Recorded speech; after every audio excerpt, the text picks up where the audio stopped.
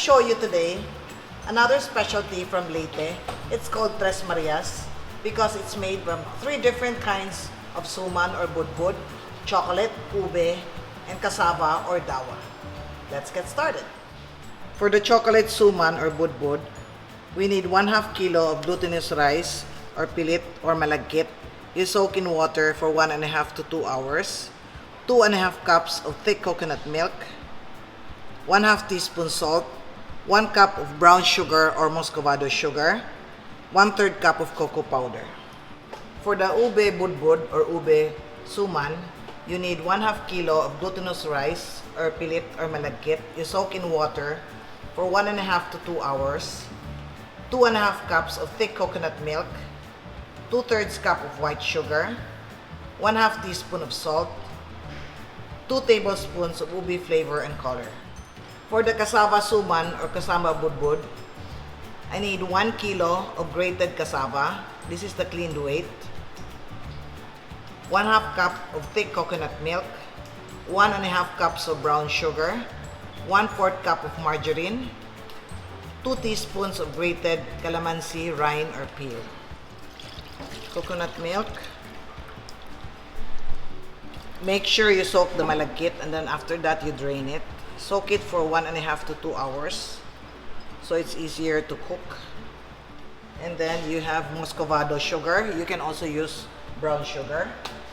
And then we have cocoa powder and then salt. You mix this together and then let it boil. As soon as it boils, you cover it, lower the heat, and cook it until it's dry. You can also use tablian if you don't have cocoa powder. If you don't have muscovado sugar, you can use dark brown sugar. Alright? Let's bring this to a boil. Once it boils, you lower the heat and you cover this. Cook it until the mixture dries up. Okay? Here, see? It's already dry, so we can take this out now. For the ube portion, we have coconut milk, malagkit. Don't forget to soak it. I soak it from 1 to 2 hours. You may not soak it, but it will take longer to cook. And then you have white sugar. You can use washed sugar for this portion. Then you have a little salt.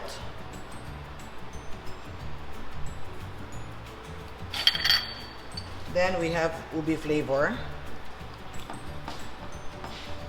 I put 2 tablespoons, but it depends on the kind of flavoring that you use. Some are more intense, some are lighter. Okay. If you want it a bit darker, you can add violet food color.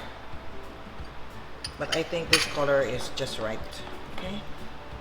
Then we bring it to a boil. Once it boils, we lower the heat and then we cover and we cook it until it's dry. You cook it only until it's dry, until the liquid is absorbed. Don't cook it until it's really thoroughly cooked. Alright, because we need to steam this.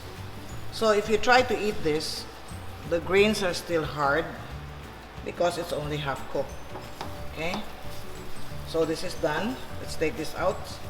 The next portion is the cassava portion. Okay, the original one, according to my student, is made with dawa, which is I think a bird seed or millet. Okay, and I can't find that, so I just replace it with cassava because she said some really do use cassava instead. Okay, so this is 1 kilo of cassava cleaned weight. So when you buy it with a peel, you have to buy more than a kilo. Okay, then you have brown sugar.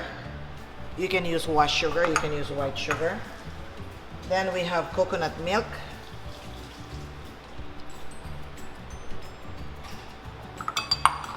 And then this is optional, but I always put calamansi, rind, which don't include the white portion. Just use the peel. Don't use the white portion because the white portion is bitter. And then I add margarine. because we only put very little coconut milk. So I need oil from the margarine, or you can use butter if you like, or if you have coconut oil, you can use coconut oil. Okay. So let's cook this until it's thick. Same with the malagkit. We will not cook this until it's cooked. We will cook this only until it's thick. By the way, don't squeeze the juice from the cassava. Do not worry, it's perfectly safe. This one, you have to scrape this or stir it continuously. Alright, see? This is what we want. Okay? See? There's a discoloration, the dark yellow. Yes, this is the one that we want. Anyway, if you undercook it, it's alright because we're still going to steam this, okay? Alright, this one is done, okay? Alright, here, I divided them into 3. So we were able to make 22 pieces. I have the ube, the chocolate, and the cassava, or as I said, the original uses dawa.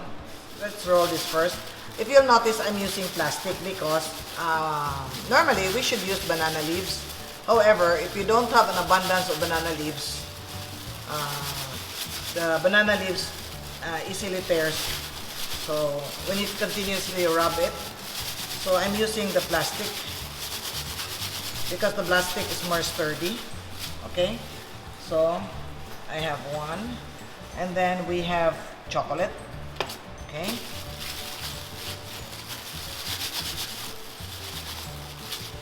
Okay. And then we have the cassava.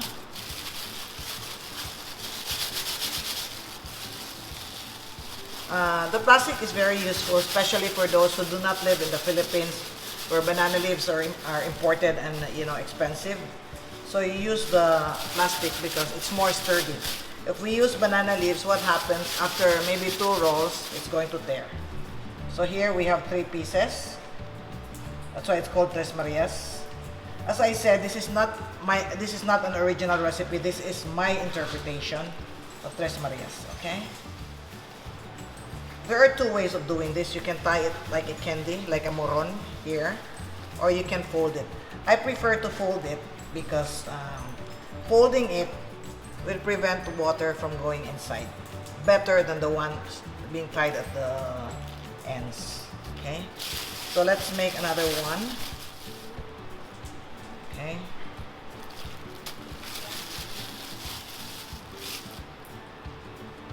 Right.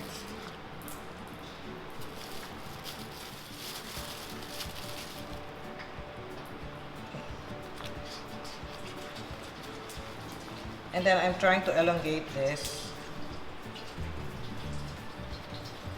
Don't roll it very tight because you have to give it allowance for the rice to cook and expand, because the rice is only half cooked. Okay, like this. And then we put this together. Can I have some string? Alright, put 2 together and tie them. Then we continue with the rest. Once we're finished, we're going to cook this. Line your pot with banana leaves and then arrange it in this manner, not like that, like this, so the water will not seep inside. Okay. And then we put water. You don't have to fill it with water to the top, just until halfway is okay. And then we put this on top. So it will provide some steam. So it will cook faster. The one on top without the water will cook faster. Okay, and then we heat this. Once it boils, we lower the heat. We cook this for 45 minutes. Many recipes to share with you. If you're interested, please like, share, subscribe, and click the notification bell so you can be alerted when a new video is uploaded. Here is the Tres Marias. I took them out of the boiling water. We will cool this and then you wipe each each budbud. We call, in the Visayas, we call this budbud, but in other parts of the country, they call it suman, no? You wipe this clean before you sell. Alright? We'll cool this down a little bit and then wipe this.